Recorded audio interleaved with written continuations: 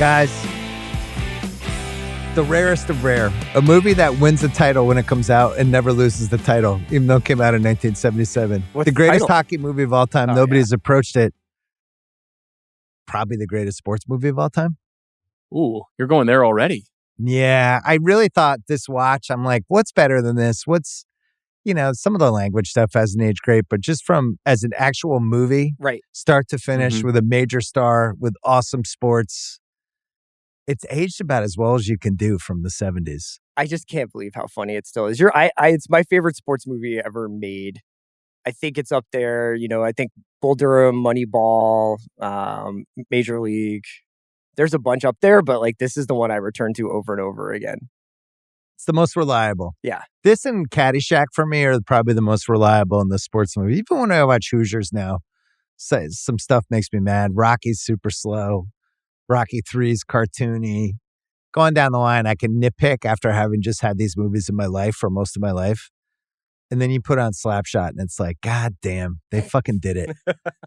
I wonder if that's because it's set in a world that it doesn't matter if it's real or not. It's like minor league hockey is never going to be something that I'm personally interested in.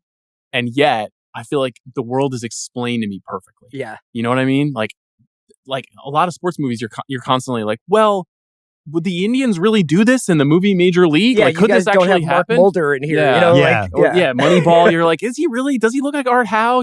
But you that never pops into your mind. Bull Durham is very similar, where you're like, this is the world of minor league baseball. It's also so incredible that this movie essentially, it looks like science fiction at this point. Guys are wearing full leather leisure suits. Everybody's fucking drinking all day long. The players don't have helmets on. The players aren't wearing helmets. It's like a different sport. They're all hanging out at the same bar. But you're like, I would live, this is a movie where you're like, I wish I could live in this world just a little bit. I don't think I'd be really mentally well after doing so.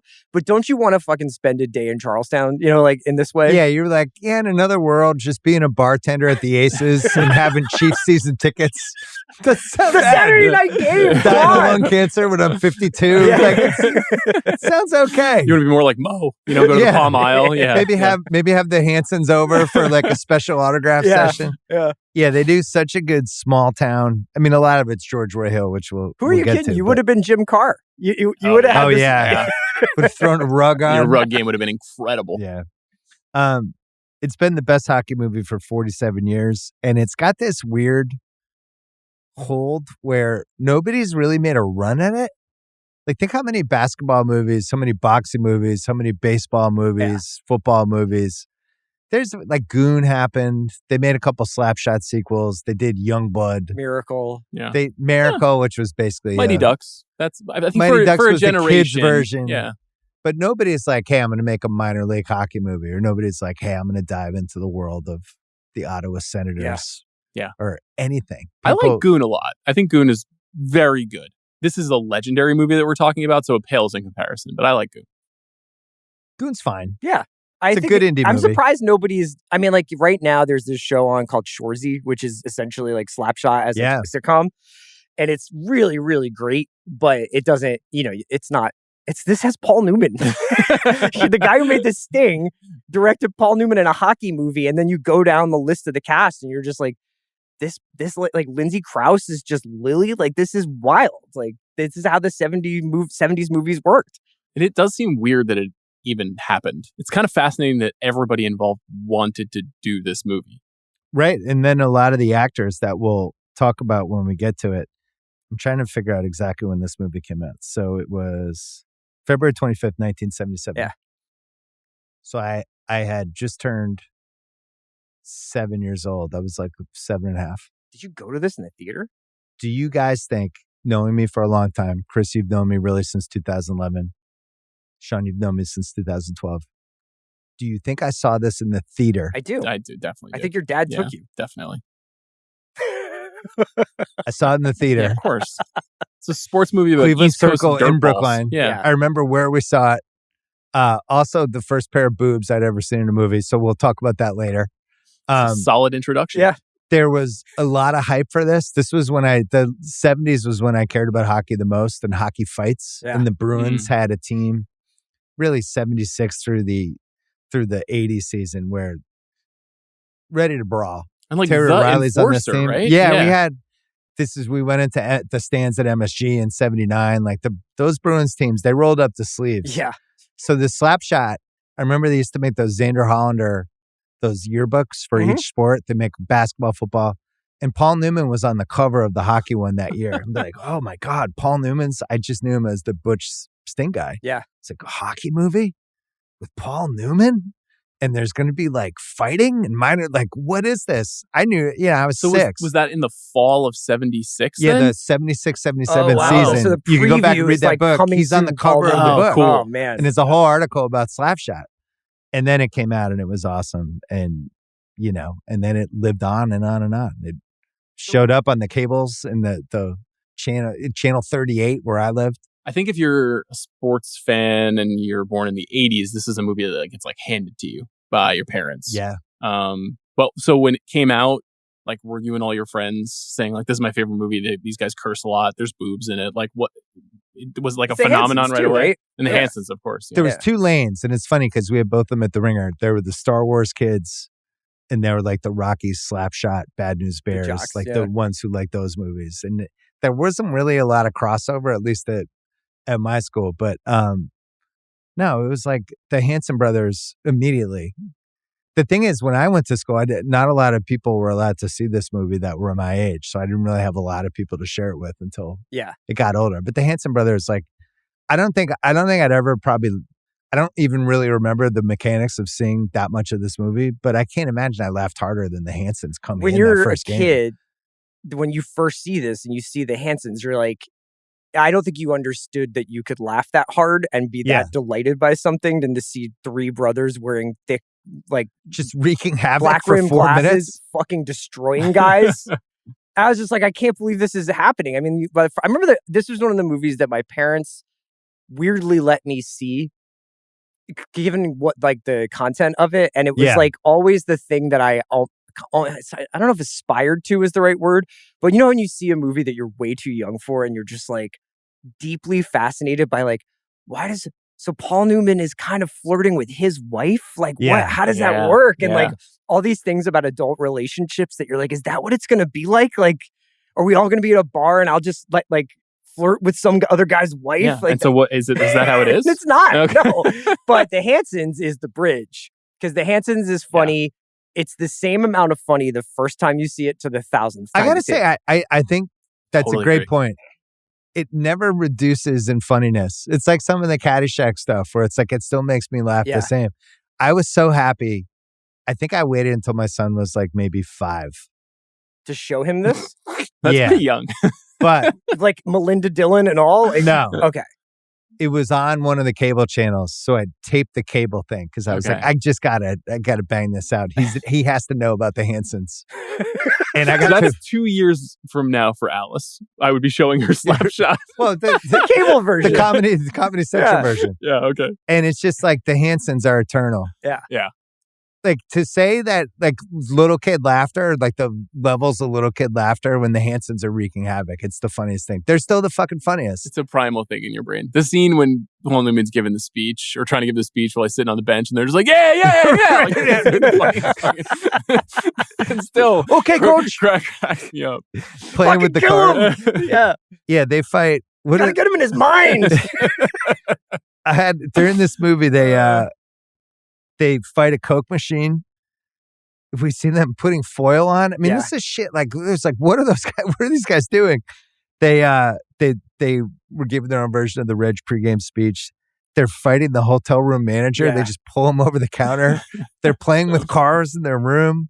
It's just, I don't know. I almost feel like we need to add them in the Wayne Jenkins category. Oh, would it be better with the Hansons? Is any movie better with the Hanson Brothers? Yeah. That's a great call. The Hansons just in Saving Private Ryan. They never really popped up in another movie, right? I mean, they did. No, they were still playing. They basically like just do like conventions and right. Yeah, it seems like they're still autograph signings. Yeah, they're still riding off of the wave of the movie, but it doesn't really seem like they continued acting. Well, the language, even the ads in '77. They had stuff like certain language may be too strong for children. So the language was a big selling point. Yeah. Like, this is a dirty, trying to think of movie. this. It's like this, Glengarry, The Last Detail, like the great cursing movies of all time. You know, like Midnight Run. Midnight Run. Wasn't there just a movie that just broke the record? Weren't we just talking about this? Was it Irishman With or the something? most, yeah, it was maybe The Irishman that had the most fucks in it. Goodfellas has some good ones. Well, then there's Newman, who this is his last great leading man movie before he gets a little older and moves into another phase of his career, right? Yeah. This is like the last time he could believably get Verdict's after this. Verdict's after. But and he's like a little way older. like he's like fading at that point. Like as like he's not that guy couldn't play hockey. Yeah. Butch Cassidy in 69, The Sting in 73, he's in Tower Inferno 74. Buffalo Bill in 76. What are your Buffalo Bill thoughts? It's a misfire. I like that he tried it. He made 2 movies with Altman. They're both bad. They're like among the worst Robert Altman movies. Yeah, why did that happen? I don't know. I like that he loved Altman's movies and wanted to do something great. And I think he saw a lot of his contemporaries making movies with him. I was like, I could do one of those. And it just, the stories and the scripts are not great. So I don't love Buffalo Bill. It's okay. He loved making this movie. Yeah. There's he said it was his favorite movie. It's this, but there's a category of movie where when it's like Ocean's 11, when you're watching it, you're like, man, you guys really fucking loved making this. And it's like basically their joy is contagious. And I feel like in Slapshot, even though it's like set in this dying steel town, everybody's just drinking Schmitz all day. It's like a very great hangout movie because you're like, these people obviously are getting an absolute kick out of each other. There's a couple of times, this time I watched it, where you could almost see Newman break. When he's just like, they brought their fucking toys with him, Jim, and then Strother Martin's like, I had a terrible masturbator. Newman's like looking off into the distance. He can't keep it together. I think I really was thinking about this heading into the movie, this viewing, whether he's my all-time leading man guy. Because I was especially coming off, we talked about Cruise and Jerry Maguire, Hanks and like Castaway.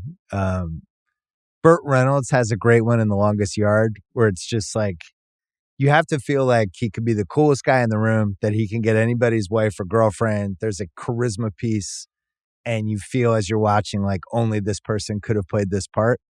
And I think it's the best of all of those Newman parts, even going back to the 60s. Anyone ever looked cooler wearing black socks, white boxers, a white t-shirt with a towel over their eyes? And you're just like, that guy, I would fucking throw my life away for that guy. Yeah. He just has like, he's got the full bag. Like he's got every move.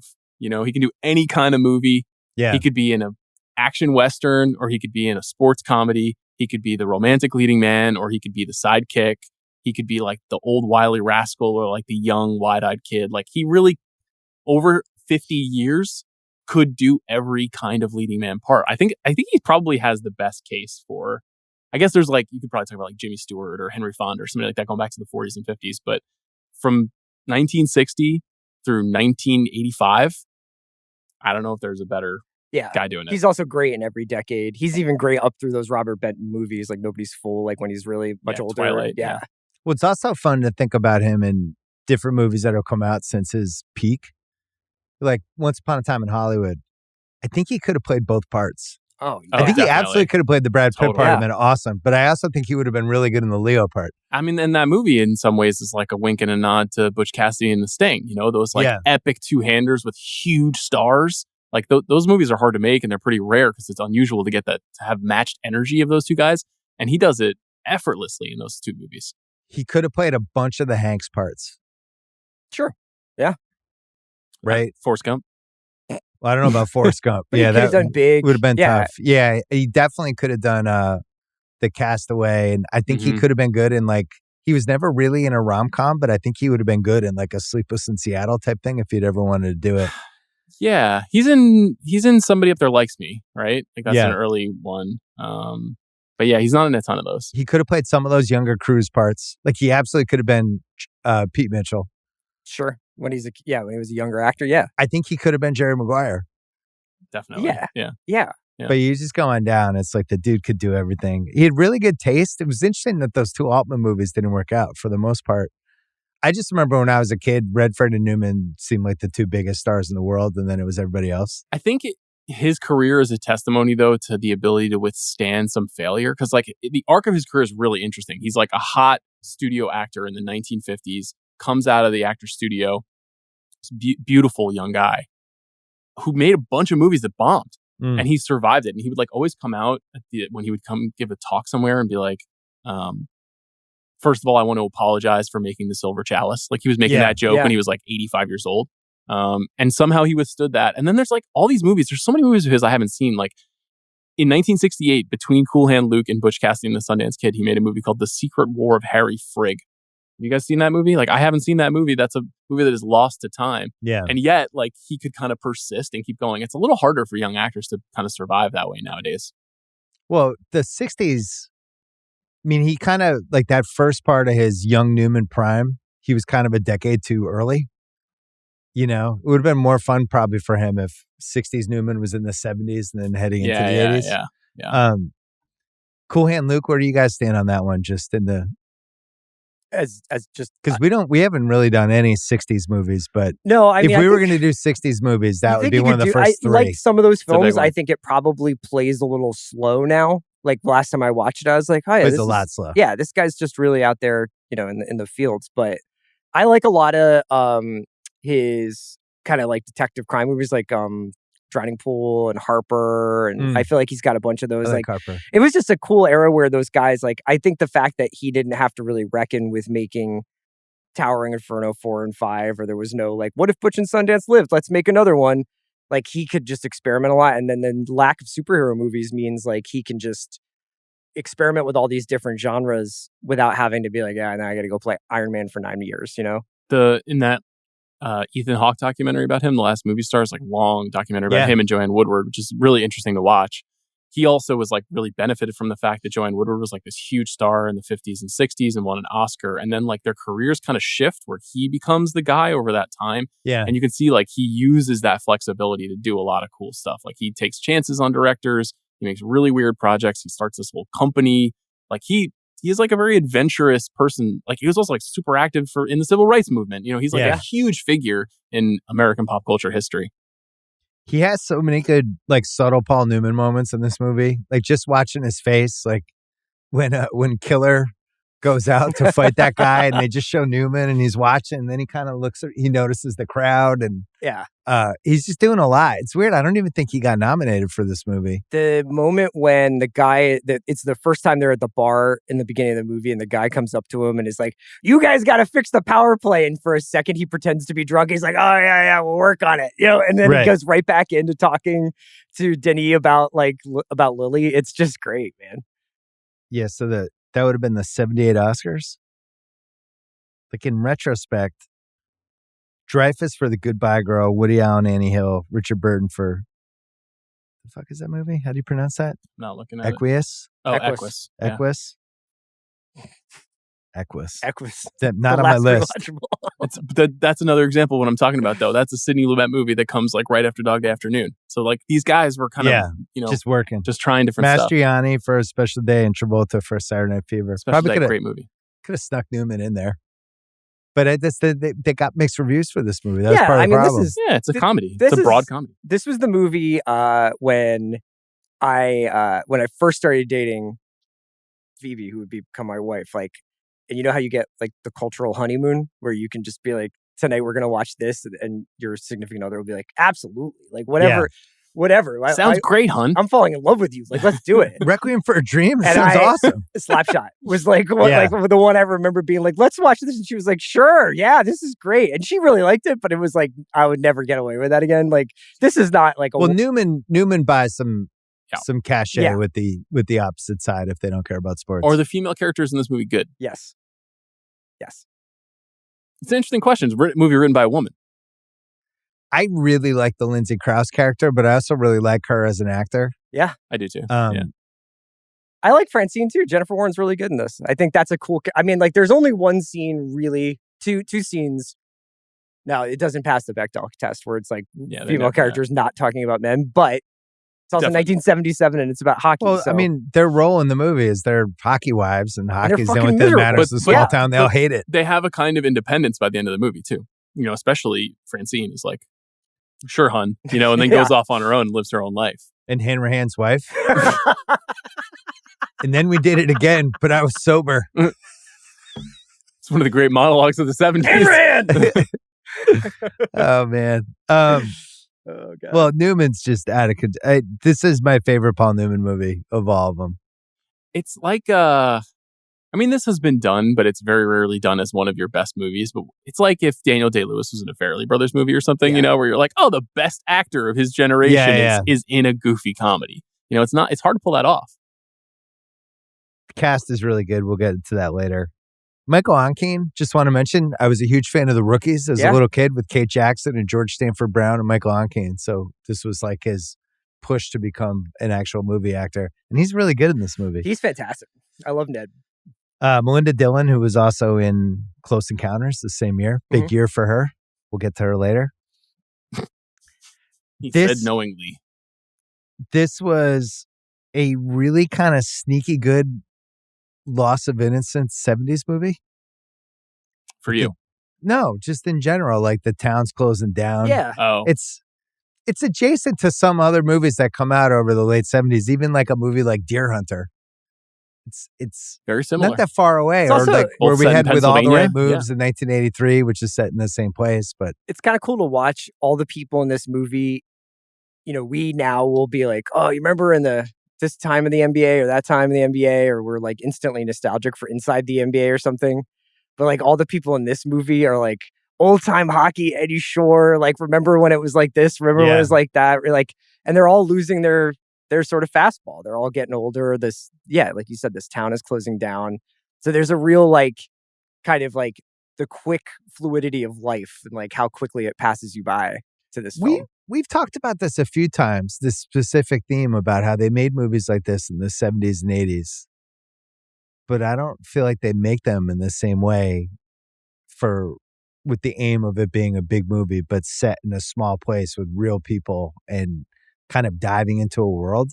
These are the kind of movies I grew up with, and I don't know why they've stopped. They've just become indie, like super duper cheap indie movies basically now. Do you think the art of making a comedy but shooting it like a drama and playing it like a drama has kind of been lost? Because that's what they did in the 70s. Like MASH, Bad News Bears even. It's MASH just like, is a good one. Bad News Bears is a great example. Where it's just like, we're going to make this thing. It's going to be so funny, but it's not going to look different than Serpico. You know what I mean? Yeah, I mean, you guys know, like the mainstream comedy feature has just been in crisis for 15 years and has never been at a lower time. So the idea of like taking an artistic chance in a studio comedy seems impossible right now. Don't you feel like, I mean, this comes from Nancy Dowd, who her brother was playing minor league hockey, and she spends a bunch of time. She moves to where he was playing, which was the Johnstown Jets.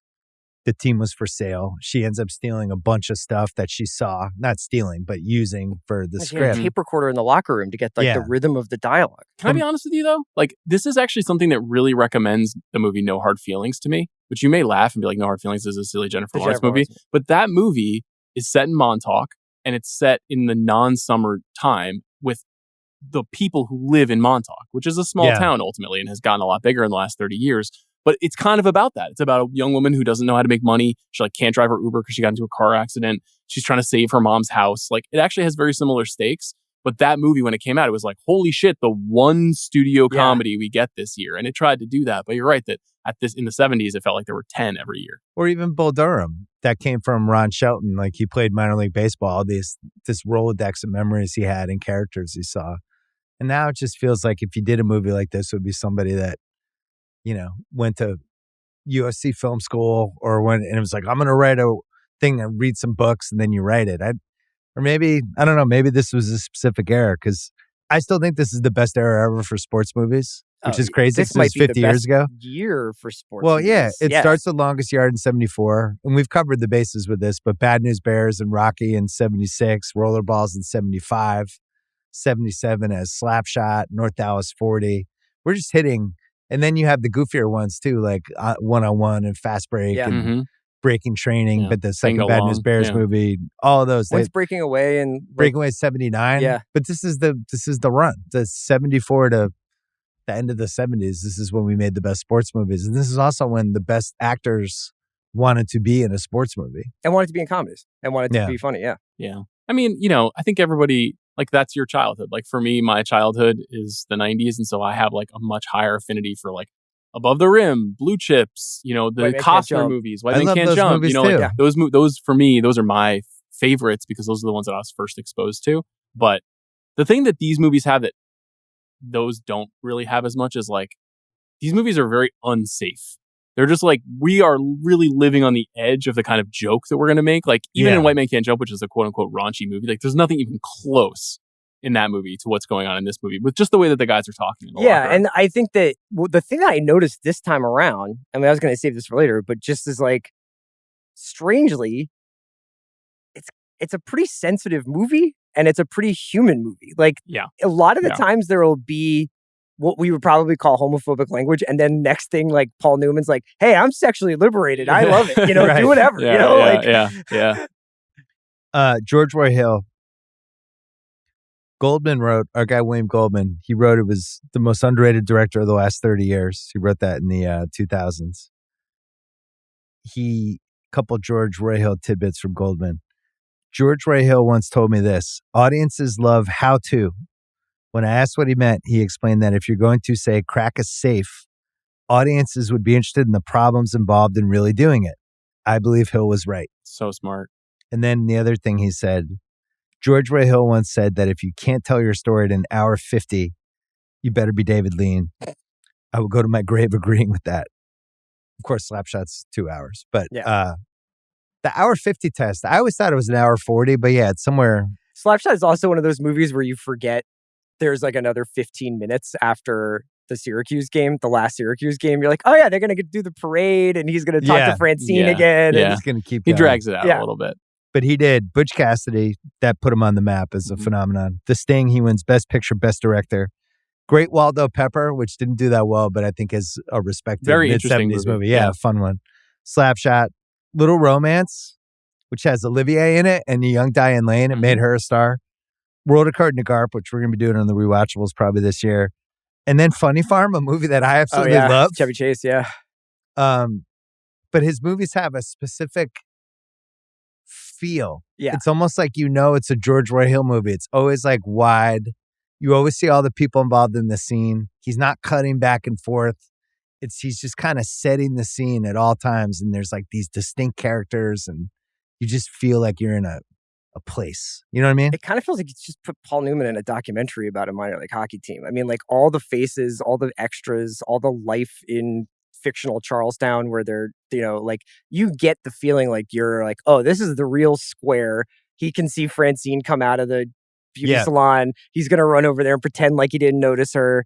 Like it just feels very lived in and very real in a way that it's hard to, I think it's very difficult for them to make movies like this now because they're shooting everywhere for like tax purposes and like kind of everything looks the same.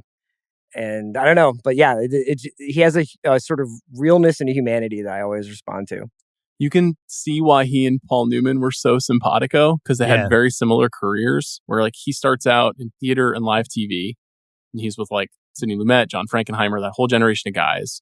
And those guys are a little older than the like Scorsese, De Palma, like that class of guys, but they're making movies at the same time. So they went through the paces of like, he made Thoroughly Modern Millie in Hawaii, George Roy Hill. Like those are huge studio movies, musicals, like the stuff that if you were a for-hire director in the 60s, that's the stuff you did. And then in like 71, 72, 73, Hollywood starts to break up and then young guys get a chance. But somebody like him knows how to adapt inside of that and also like put his arms around somebody like Paul Newman or Redford and be like, we have cool ideas for movies. Like, let's grab William Goldman. Let's do this. Let's do that. And then all of a sudden, somebody who seemed like he could have just been a studio hack, honestly, if things hadn't broken the right way, then goes on this 15-year run of like every movie. You're like, that's a George Roy Hill movie. Yeah. I think of him like along with Hal Ashby kind of a little bit where it's just like, this guy just got people. Yeah. Yeah. Well, he's smart. He always had big stars in his movies. The Oscar speech that he gives, which I watched after he won the Sting, it's a great speech. I would encourage people to watch it. It's not that long. He passes the buck to everybody else and it's like, make a movie like this and you're lucky enough to have a casting director like so-and-so and blah, blah, blah. And then you're lucky enough to have her say, you got to get Robert Shaw. And then you're lucky enough to have huge stars like Newman and Redford. Like, my job's easy. And then he just walks off. Yeah. And people are like, oh, good speech. Yeah. But he just gets it. At the end of Adventures in the Screen Trade, he has that like testimonial section where he interviews all the people he's worked with, Goldman. And there's like a George Roy Hill section. And in that, George Roy Hill is basically like, if you have a good script and you have a good cast, the worst possible movie you can make is still pretty good. He's like, but it like the directing is not what's going to change. He's like, if you have a bad script, it's not very likely that the director's going to. He's just very ego free at a time when like the cult of the director was really rising in America. Yeah. And I think that served him well. Nancy Dowd. So she goes in, she kind of doesn't rip off what's happening with the Johnstown Jets, but just grabs a bunch of it. But the Hanson brothers are playing on the Johnstown Jets. Mm-hmm. And of course, leading the team in penalty minutes. And so that light bulb goes off. And then they had Dave Killer Carlson was based on a guy, Dave Killer Hanson, who was on that team as well. So she's just doing this. $6 million budget, made $28 million. Not bad. So I couldn't find an Ebert review, but multiple reports say that there was a Siskel and Ebert show in 1977 where they initially both gave bad reviews for the movie. I saw Siskel definitely and killed then like it. a couple, he's like, oh, and then I saw it again a couple weeks later and realized it's a classic. Yeah, so that both of them belatedly were like, we regret how we felt about this movie. So it's one of those. So it's not a fuck you, Raj, but it's Raj is on watch for this one. Somebody put up a charticle from like a old newspaper story that was like Gene Shalit and Rex Regan and Ebert and a bunch of people, and it was all these questions like, where do you sit in the movie theater? How many movies do you see a week? I did that. I put that on the Rewatchables feed. Yeah. And then Siskel, Ebert's seeing 20 movies a week. Yeah. That's crazy. Like he's gonna miss a few. I almost taunted Fennessey about that. Is that crazy or is that normal? No, but you're gonna miss. Like sometimes you're gonna be like, that was all right. I gotta go. Like that's not gonna. You're not gonna be like Slapshot. I am on it. You know. Well, I thought a lot about the Siskel thing because I think about this. I'm like, it's too much work to try to see every like big movie that we would cover on Big Picture twice. But in a lot of cases, I try because you miss stuff. You know, you don't understand what the intention is, or the marketing sold you on something that it wasn't, and then you can better understand it if you see it a second time. Now, sometimes if you see it a second time, you're just like more open to things that maybe most audience members are not going to be open to on first watch, so you're not adequately representing that point of view. The Pauline Kael review is the best review of this movie because she's like, this movie like kind of is evil, but also great. You know, she's like, this is kind of what dudes really want. And here we are like 40 years later being like, this is what dudes want. Yeah, you know, like, can I please bartend in Johnstown? Is it 8 hours of deleted seats? She wrote, I don't know that I've ever seen a picture so completely geared to giving the public what it wants with such an antagonistic feeling behind it. He'll get you laughing, all right, but he's so grimly determined to ram entertainment down your throat that you feel like a Strasbourg goose. But then she said Newman had the best performance of his life to date. Yeah. Pauline, good hang or bad hang? Brilliant writer. Truly brilliant writer. Probably would have changed this take if she had seen American Culture in 2024. She'd probably be like, oh, it turns out Slapshot's pretty subtle. So it's Deadpool and Wolverine versus Slapshot. Yeah. All right, most rewatchable scene. I got to put the opening scene on this with Jim Carr and Denis. Yeah. Fixing the mic. So funny. With his toupee. Dennis the goalie explaining penalties. You go like this. 2 minutes in the box, you feel shame, and then you get free. When you watch this movie 40 times, you then find Jim Carr at the end of that interview going, I thought that went quite well. I still say that to myself whenever we have like a just bad interview on the watch. I'm like, I thought that went quite well. I love how smoothly he starts the segment while still fixing the microphone. Yeah. That's just a genius little touch in that scene. Yeah, it does a really good trick where you become more invested in him fixing the microphone than anything else. Also, happening. Anybody who didn't, I mean, even if you grew up in New York or LA, like you just had a guy for like your entire childhood was like literally the only sportscaster. It was just like, I'm here interviewing the NFL coach, the hockey coach. I'm decomposing on air right now. I do the sports highlights, and then I have like the my take 2-minute segment. You know, like it's fucking so great. I don't want to be mean, but we definitely had one in Boston. It goes right from that to the crowd and the people coming out, and it's like, Reggie Dunlap, you stay. Ned Braden, I hate you, Braden. Then Franz, you pussy. And they show a national anthem, and then we get the drunk guy saying, "Don't check me, I'm going to piss all over myself." Louise this is all me. in the first 5 minutes. You're Son of like, a what bitch is won't happening take in me this movie? It's so good. Nobody just yanks you into a world like this movie does. It's so much better than here's Reggie Dunlap and here's what he does and here's who he is. It's like it just drops you right into the world. And then one of the things that, it's almost a what stage the worst, but watching it the first time, I'm sure people are like, can Newman skate? Are they going to use like a stunt double? And he's just doing it. Like he looks like a real athlete. You never think about it once. No. You never think about any of those guys being actors on the King, you ice. can tell is pretty good. Good, yeah. But yeah. What position was Reg in this movie? Feels like I thought he was a forward because he was in On Keen's line, right? Like I thought he was like a forward with. It seems like he's a wing, but then there's other times where it seems like he's playing defense. Doesn't he take the face off at the beginning of the movie? Yeah, he's kind of all over the place. Yeah, I think he's a forward, but there's other times when I don't know where he's supposed to be. But Reg meets the Hanson brothers at the bus station, and then complains to Joe. They fight a Coke machine. He finds their toy cars. He says, I'm going to say a bad word, but are you crazy? Those guys are retards. And then the Eddie Shore masturbator story happens. And he's to set himself to the penalty box. Strother Martin's having a lot of fun in this movie. He's really hamming it up. Everyone hanging in the hotel room. This is when Hanrahan's wife calls. Oh, yeah. But they're watching TV. The goalie's making the trade demands. They're telling him trade me right fucking now. They're watching the jackpot bowl. $10. He says, all the guys at work. Why can't you bet on shit like that on FanDuel? One of the things I love about this movie and the time it captures is just how important daytime TV was. Yeah. And just these stupid shows because there was nothing.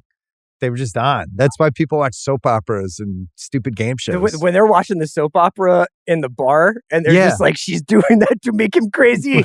Right. But everyone is watching it, the whole bar. That's the thing. It seems unrealistic now in 2024, but that's really what it was like. I would just love to be able to bet on like a Jeopardy contestant telling a story about their cat. I'm like, there's the cat story coming up here, like.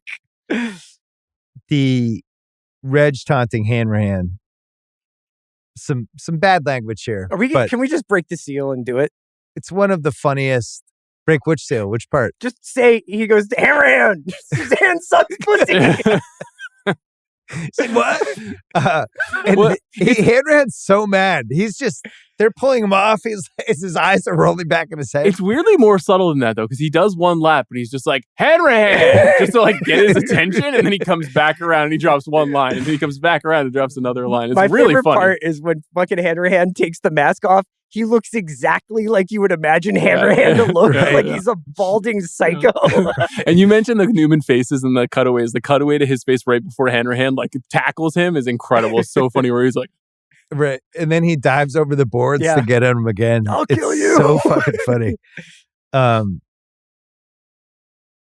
Reg ropes Dave into becoming Killer Dave, which is a classic Newman thing. And then he's doing the locker room speech. Dave's a killer. Somebody's like, Dave's a mess. Leading to, okay, show us what you got, to the Hansons. This is the most rewatchable stretch of the movie. It's also one of the best, greatest sports movie sequences of all time. I was watching this with noise canceling headphones on my TV last night, and when the puck hits the organist, I think I sounded like I had just taken like amyl nitrate poppers or something. I was just like crying with laughter because I'd forgotten that happens, and then it pays off again later when the organist has the fucking helmet on. The one that always kills me is when one of the Hansons dives over the net, tries to swing the stick to hit the guy behind the net. Wait, why were you watching this with noise canceling headphones on? I just was like trying Phoebe's it out. Like, I'm not watching this again, motherfucker. Exactly. Would you go Great Shot Gordo Award, most cinematic shot for the three Hansons hitting the guy and then the shot from behind the boards of the guy slowly sinking? This hand on the. I have a different one, but there's a bunch of those Hanson shots are awesome. I feel like the national anthem shot when it's on the ref's face and you can see the three Hansons behind him. That's my favorite. As they're wreaking havoc, they cut to one of the guys on the bench and he's like, "These guys are a fucking disgrace." I just love the Hansons. Next one, pregame brawl in Peterborough. The skate around the first time when they kind of eyeball each other. You're like, oh, no. He gets him again. This is Dion listening to the fucking song. Too soon.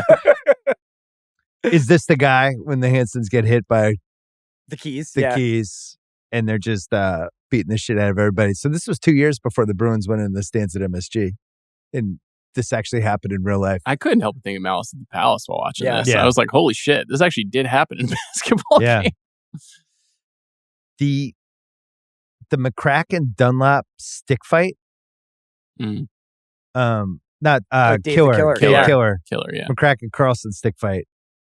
And then on the bench, Ned punches Reg and he goes up. Oh, their interaction he crashes incredible. the announcer booth. He's like, we win because I score goals. Bullshit, we win because I make them crazy. Then he goes up and he gets in a fight with our guy Jim Carr. I may be bald, but we're still not chicken shit. That Ned, part's what's great. a young man of your background still doing playing professional hockey? I hate my father. But isn't his response like, is that so? And he's like, that's what I said, right? The Syracuse intros for the final game. Clarence screaming Buffalo Swamp Town. I'll never forget an exclusive interview in which Swamp Town revealed that he calls his hockey stick the Big Tomahawk. And he usually refers to the opposing players as the Little Scalp. They show him the next one. Andre Poodle Lucier, defense. Andre, as you know, has been living in semi-seclusion in northern Quebec ever since the unfortunate Danny Pratt tragedy. Yeah. Do you think he just killed a guy on the ice and it was like, I had it unanswerable. Like, he definitely murdered somebody during a game. Yeah. There's no question. I don't know if it was unfortunate. Where would this movie be without Jim Carr, honestly? Yeah, Jim he Carr does is- so much Oh, work. this young man has had a very trying rookie season with the litigation, the notoriety, his subsequent deportation to Canada, and that country's refusal to accept him. And don't sleep on Gilmore Tittle. And from Mile 40, Saskatchewan, where he now runs a donut shop. Imagine getting donuts from that guy. Who's the guy who also has a lawyer? He always Yeah. is like that damn was the small first guy. print lineman. And then the final bench growing brawl would be the last one. Anything else you would have for rewatchable scenes? I mean, the Reg and Suzanne in bed talking about their lives is pretty great. And then I have a bunch of Lily scenes just because I think she's a dynamite girl. I love the showdown with Anita, with Catherine Walker, when he goes to her house, you know, and he's like, you're fucked, you know. Right. Well, we all have the same rewatchable scene, right? It's The Hansons, Hansons being unleashed. Yeah. What's age the best? Hockey footage is incredible. Kudos to George It Roy looks Hill. great. I don't know how they pulled this off in 1970. They're shooting this in 1976. How they had on the ice, having it look like this, seems like way ahead of the game. Great, like constantly pulling back, doing the wide shot of the rink, and then close-ups, and then action in all three settings. You're like, wow, Yeah. this game is Because happening. they didn't have the steady cam at this point, did they? No, I think they had a guy on skates. It seems like it. Fucking nuts. No helmets really helps this movie too. That's a what's age the best. Yeah. I have a bunch of them. What do you have, CR? Calling arenas the war memorial. I just think like all arenas should just be called like something like Battle, very basic. war. Yeah, it's just like why are like with all the Costco Wells Fargo stuff is just such a bummer when you just hear them go, "Come on down to the war memorial on Saturday." Us versus the owners. Like the idea of like this kind of, you know, scrappy, fuck it, we do it ourselves is basically the plot of Major League in a lot of ways. So that has always been a great sports trope. I mean, it's like a that guy and girl cavalcade. And a lot of people's like first, second, or third movies that you would see Like the over Swayze and over. Kurtz type, Swayze Paul Kurtz, Mooney. Yeah, Emmett Walsh. Yeah. You know, even Michael Onkine, like he hadn't really done a ton up until this point. Right. Catherine Walker. I have Newman's leather fur jacket, which apparently my friend Rob Mills, somebody had made for him and gave it to him as a birthday gift. As A Because he replica? loved the Newman, thing? Newman jacket. Yeah. Rob Mills has the Newman, a version of the Newman jacket. Could you pull that off, you think? That jacket? I don't think so. Unless I lived in like a coal town. Okay. No. Well, it's mink around the sides, right? But then it's like a long leather. Yeah. Mm-hmm. And then the all brown leather leisure suit is spectacular. When are those coming back? It actually, you can hear it crunching in the scene with the owner. Like, is that why people don't wear those anymore? Because they're so uncomfortable and unwieldy? I think that there's a bunch. I mean, I also think it must be so hot to wear that thing. Can you imagine? No. It's like wearing like a fire-retarded suit. Yeah. I have terrible, awkward local sports interviews, which you mentioned earlier. The Jim Carr, like every town had Jim Carr. It's just a fact. Lindsay Krause and Newman together 5 years before the verdict. Yeah. I wanted to be a nurse! Who are these men? Francine, the ex-wife, just a classic 70s MILF. I'm going to say it. Okay. Good enough. Just classic. Just a specific look for that decade that I don't think, like, you would not see that person anymore. If somebody just walked through the hallway wherever. How old do you think Reg is? And how old do you think Francine is? So I'm going to say Reg is probably like 40, 41. And Francine, you could give me any number from Reg 35 is Tom to 50. Brady's age. Yeah. Yeah. I feel like, isn't she also the actress who plays her, Jennifer Warren? Isn't she also the MILF in Night Moves, the Hackman movie? She's Melanie Griffith's mom? Yeah, I think you're right. Yeah. She's in a bunch of stuff. Yeah. She had a good career. I want to shout out for What's Age the Best.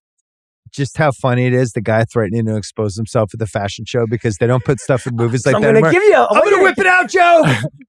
I want to give you a heart attack. Yeah. Everything in that scene is unrepeatable, but is amazing. Well, and then the punchline is he goes off, and then you just hear people screaming in horror. All the handsome moments we mentioned. Oh, What's Age the Best? The Deep Throat Meatball double feature marquee. So Meatball was a Harry Reams porn movie. I searched for that. My iPad shot after the last. you went hunting times. For it. Fast Times. After Fast Times, I'm done. When I search premature ejaculator, you have like movie, Russian Google coming up. It's done. You won't go into incognito on money. Chrome. No, Yeah, that's the CR trick. Yeah. Deep Throated Meatball. Do you pick one or the other? Or are you just like, I'm going to bang out both of them? Feature for Sean. Yeah. You know, if he's trying to see everything twice. I like to, really get into the text of the film, see what they were going for. I really like when Reg runs into McCracken's team after the bounty. Oh, yeah. And McCracken walks up to him and is like, Dunlop, you suck cock. And then just turns around. And he goes, as much as I can get. We mentioned Slapshot was filmed in Johnstown, Pennsylvania, one of two sports films over a 7-year span, the other being Tom Cruise, All the Right Moves. And if you watch All the Right Moves, knowing that this is also where they did Slapshot, it's pretty funny. It's a big pivotal scene at the end with the coach. You remember when he tells him off and the coach follows him out. Hey, Georgievic! It's like right basically where the parade was. Ask yourself this. Could Tom Hanks have played that part? Probably not. I don't think so. Top three. Wait. Why do you think Pennsylvania is like the center for all these dying towns and all these movies in this time period? Cheap to film in. It's probably, but it's also like people really care about sports in that state. You know, like that is the idea basically like, hey, for 9 months of the year, like this is the only thing that matters. But I think they're trying to make it seem like Charlestown was in New England somewhere. When I put the movie on today, I was like, is this in Massachusetts? In the synopsis. It said a New England town. Yeah. So I think they try to make it because they're playing like Hyannisport, Syracuse. They're all in like the Massachusetts, the Eastern New York there. Yeah. So I don't think it's supposed to be Pennsylvania. I had which is the worst, but it would be like 9-hour bus rides to go play hockey. It would be tough, you know. I have bad 70s daytime TV shows. My favorites that they showed were the Hawaiian Showcase, the soap opera in the bar, which sounds crazy, but would be, and then bowling, like just people watching bowling. We used to have Saturday bowling in Massachusetts. Still on TV, right? It was a huge show hosted by Don Gillis. Yeah, and it's just like the idea of being basically huge. like that's it. Like you can't also look at Instagram. You know what I mean? Like it would just be like I'm just watching bowling. What else are you gonna do? Schmidt's beer? Yeah. I think I always thought that was a fake beer because of the SNL sketch. Schmidt's Gay, which is one of the funniest sketches. Which has a lot in common with Slapshot, honestly. The super horny inappropriate teammate is a Mo? permanent What's Age the Best. Here's to all that gorgeous snatch in FLA. Can we hire that guy for the Ringer? No, I think no. I think even on sports teams, you would be an HR violation. Mo is canceled many times over. Yeah. Mo is a victim of cancel. The barmaid, as soon as I walked in, she was rubbing up against me. At the Paul Mile. Can we add him to the Win Chickens category? Mo. Is he on Byron Mayo's corner? Yeah, sure. Yes. Yeah. So we'll have Mo weigh in on Before Sunrise. So another What's Age the Best. The guy in the hockey team who won't fight. Yeah. This was such a huge thing in the 70s. Our guy in the Bruins was Peter McNabb. It was like, you fucking chicken shit. Drop the gloves, McNabb. Fucking loser. Everyone else is fighting. I feel like it's a pretty accurate representation of like the star who has all the enforcers around. Like the Gretzky, having the body guy who would protect him. And the characterization of Ned is like this guy who's gone to college, could get a job with his dad or his wife's dad, but instead is just like, I'm going to while away in the Federal League or wherever they're playing, and just it's so note perfect. It went two ways because we had Rick Middleton too, who also didn't fight, but it was like he was just this awesome offensive player. You wouldn't have wanted him to fight. Yeah. But McNabb was big. Like Gretzky, you would have wanted to fight. There were certain guys, so maybe Ned Braden was in that. I felt like they were trying to make him seem like that. Are you a big Rempe guy? Or you're an Islanders fan, right? An Islanders fan, yeah. What's Age the Best? The mega mooning and highness port. Just the concept of mooning in movies. It's just always delivers. I think this is in the running for best moon ever. We had one recently on the show. There was one where we were like, that's a great one. That's a great shit. Is there an Officer and a Gentleman? Is there a mooning in that one? Yeah. Yeah. And then last but not least for me, Melinda Dillon.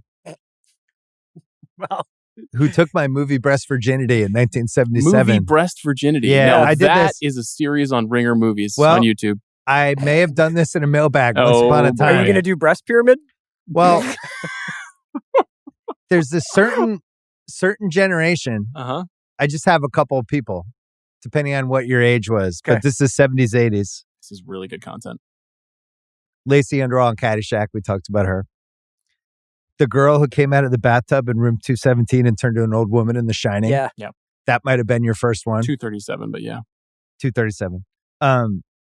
Hanrahan's ex-wife. The girls Bluto was eyeing in Animal House. Mm-hmm. The faceless, topless girl in Airplane. Yeah. Phoebe Cates in Fast Time. We talked about that last week. Jamie Lee Curtis in Trading Places. Mm-hmm. Linda Hamilton in The Terminator. Apollonia in Purple Rain. Yeah. And Terry, played by Joyce Heiser, and Just One of the Guys. Mine is There's a 10-year stretch where your first nudity experience in a movie was probably one of those people, unless you want to also throw in Apollonia Corleone if it was The Godfather. Or the three-boobed woman in Total Recall. That's later. I'm that going, was for me. I'm going mid to late 70s through like early 80s. For a whole generation, it was one of those actresses. I would put Rosie Perez and Do the Right Thing on that list too. That's later. That's late 80s. Right that's in Just One of the Guys. But you go late 80s to 90s. That's a completely now we're moving into a completely different list of people. Rosie Perez and White Man Can't Jump. You're only talking about your experience, though. I'm just saying 70s and 80s. I agree. We can go. Yeah. Yes, we can go with a whole. That's the thing. Everyone, like for some people, it's Shannon Elizabeth and American Pie. It was like that was my first. You're negating me and Sean's sexual awakenings. No, you guys had a different. But who else? Who was in your generation? Rosie Perez is a good one. That's a good one. I'm trying to think of Joyce Heister in Just One of the Guys is a big one. That movie's on cable all the time when I was a kid. I'm trying to think of what we're like. I mean, Basic Instinct is a huge one. Obviously, Sharon Stone. She takes her. Well, I mean, go into detail. Yeah, explain but in the scene. Total Recall, she also gets naked, right? I don't think so. I think I would have remembered that. Yeah. I think out of all these, I mean, Demi Moore. She had a couple of moments. Demi Moore had a few. Yeah. I think out of all of these, the worst case scenario for your first time was The Shining. Yes. Like if that was your first nude scene in a movie and this beautiful woman gets out of a bathtub and you're like, oh my God, it's my first nude scene. And then Jack's hugging her and then she turns into a disgusting old woman with skin coming. And that's the first time you've had a nude experience. You're probably going to be traumatized. Can I tell you, I'm in the middle of an 800-page book about the making of The Shining right now. It's a fucking amazing book. Who wrote that? It's Lee Unkrich, who's the director of several Pixar movies, and he's been obsessed with The Shining since he was a kid. God. And so he just basically like negotiated with the Kubrick estate, but I haven't gotten to the part where he talks about how he was traumatized by that lady getting out of the tub naked. What are you going to do when it's like, I talked to Bill Simmons? You're the voice. Yeah, you're the expert on that sequence. People who are obsessed by The Shining is its own subculture of humans. Totally. Yeah. Crazy. Like, I mean, the really book is crazy. Like nut jobs. All right. The Den of Thieves, Benihana, where it's scene stealing location. I really like downtown, not really Charlestown. But I also like when they pull into Hyannisport with that rotary when they're doing the moons, like whatever that is. What else would you go with here? I have Reg's Place. Oh. It is such a bachelor pad. Yeah. And, he's still like the light is still on. He's got to put the landline in the drawer to get it to stop ringing. The couch is the bed. Yeah. The Kid Cudi Pursuit of Happiness, where Best Needle Drop, is clearly Ned's wife flying in with the blue van when Fleetwood Mac's Rhiannon is playing. Incredible. This movie has multiple Fleetwood Mac songs and Elton John. Sorry, seems to be the hardest word. And I think they had a lot of problems clearing that. Like they put different songs on it, like on different cable broadcasts because they couldn't clear. Yeah, I remember that. Yeah. So you don't think Right Back Where We Started From is the needle drop? It's in the movie. I had that in a times. different category. I know, but where is the needle drop? It's there so often it almost becomes not a needle drop. They play it like 5 times. I think that's probably at the beginning when it first plays and you're like, oh, this is the theme of the movie. But I mean, that song, like, I think this is still true. But when I was a kid in Nassau Coliseum, if the Islanders won, they would just play that song. They still do, really? I think. Yeah. Big Kahuna Burger Award, best use of food and drink. Schmidt's beer is great, but I really like the use of flasks. I know Chris Ryan's a flask guy. It's also intense that she's like, I'm drinking from a flask at a bar. That's what Lily's doing, Yeah. right? Yeah. He's like, do you want a beer with that? Yeah. Butch's Girlfriend Award, weak link of the film. Very curious to hear your response to this. Why don't you go first? I don't really have one. It's not Lily. I have the striptease. I'm fine. I have a better idea for it later. Whatever. It's a gimmick. I don't like the sudden forfeit. It's always bothered me for 47 years. Tough way to lose the most finals. 70s part of this movie is like, they're like, we're not just going to have them win or lose. Like, we're going to have this like kind of weird, exotic, theatrical ending. I think that striptease is a kind of a stroke of genius because of how unique it is. The forfeit, though, it feels like you get cheated out of a great sports movie moment. It might even hold it back from being the sports movie because there's no exultation. There's no like, oh God, yes, finally my team won, which so many much worse movies give you that feeling. So I also don't know why it's a forfeit. Tim McCracken's just mad at the ref. He hits the ref. Just throw Tim McCracken out of the game. Yeah, keep it going. One of my the game's picks. over. Yeah, there's a couple of things that defy sports logic. That. What's age the worst? What would the extender have thought of that? That Scott wouldn't have been Foster, ideal. He's not ending the game. What's age the worst? The cable version of Slapshot, just a lot of mutilation all over the place. I don't think I've ever seen it on cable. They used to do this thing in the Melinda Dillon scene where they would just like basically make the bottom part of the screen dark so you couldn't see anything. Yeah. So then if you're watching when you're 15, you're like... you're just like standing high to see like over the darkness. Yeah. Trying to see if you could see through the darkness. Even that scene, which took your breast virginity, your movie breast virginity. Yeah. It's still weirdly kind of ordinary. She's just like... She's really good in that scene. Like va-va-voom, like that's not the point of the scene. Yeah, it's like her having like a real character moment. Yeah, which is so funny because like then the next scene, he's like, Suzanne sucks pussy. Right. But like, that's like a human being with like, and Hanrahan's just like a piece of shit. Newman's really good in that scene too, as he's just kind of milking the information out of her. Where she's like, do you want to hear about it? And he's like, no. But everything he says when he's like laying on her stomach, where he's just like, women's bodies are beautiful, men's bodies, I don't know, I just see cocks all day long. And maybe I'll sleep with old goalies, who knows? What's age the worst? Linda Dillon ends up as the mom in A Christmas Story. Yeah. It's just kind of bizarre that it was among other things. Hanran's wife. She had a good no, career. it was just funny that it's like, wait, that's Hanran's wife. Universal offered Steve Carlson, Jeff Carlson, and David Hanson the spinoff to be the Hanson Brothers again. They said no. You think that's true? Hockey. They say it's true, and it's a little dubious. I got my doubts on that. They would say like the movie crushed. Like, you want to be the stars of your own movie, and they were like, I'm good. I want to keep running this ice rink in Pennsylvania. Plus, they eventually did Slapshot 2 in 2002, which we've all pretended never happened. Mentioned the tough language in this movie. So this is really just for me and people my age, but Dave Killer Carlson, that guy, Jerry Hauser, who played him, a couple years later played Marsha Brady's husband in the Brady Bunch TV movies, which they kept doing. They kept doing reunion movies, and he was Marsha Brady's husband. Oh, yeah. And it was like, that's Dave Killer Carlson. Like, you can't be like Mike Brady's son-in-law. This is too weird. Yeah. Putting a bounty on an opponent has aged the worst because of Greg Williams kind of ruined it. We had Bountygate, the Saints. You missed when we had bounties? Kind of sort of wish Kind it of could. miss bounties. Yeah, kind of. Yeah, kind of like the idea of, hey, $100. Like Buddy Ryan definitely did that, and it was pretty Who sick. that's I still like in the NBA bounties. playoffs would have the highest bounty on their head right now? TJ Luka? McConnell. No. No, it would have to be a star player. And take out TJ. Just get rid of that guy. The guys from The Departed are about to take TJ to the Yeah. fucking Rhode Island Hey, airport. TJ. Yeah. I hated playing against him, but I have a lot of respect for him. Now, this is just a What's Age the Worst, just the sentence I'm about to read. In 1998, Maxim magazine named Slapshot the best guy movie of all time. It's the most Maxim sentence. Yeah. In 1998, that really mattered to a lot of people. The most guy movie of all time. By Maxim magazine. Yeah. And then I mentioned Slapshot 2, Breaking the Ice, 2002. But we also had Slapshot 3, the Junior League in 2008. Yep, And the you Hanson directed Brothers that, were in right? both. That was one of my first Yeah. efforts. Yeah. Ruffalo Hand and Rubeneck Partridge. Wait, I have a couple worst. For what? Oh, you didn't tell me. Just at a certain point, the bus driver has a swastika on his helmet that he's driving around in. Probably take that one back. I didn't notice that. Really? Yeah, and then also, this is kind of sad, but capturing the spirit of the thing as a sports writer is kind of gone out of favor now. Like, you're just, do you know what I mean? There's not a lot of Dickie Dunn columnists anymore. I disagree. I feel like this is still kind of in the like What's Age the Best territory. I love that kind of writing, but like, I mean, Sean read every Knicks column by Mike Vaccaro. I still do. But I feel like the I'll publish whatever you tell me era of journalism is like going really strong right now. that's true.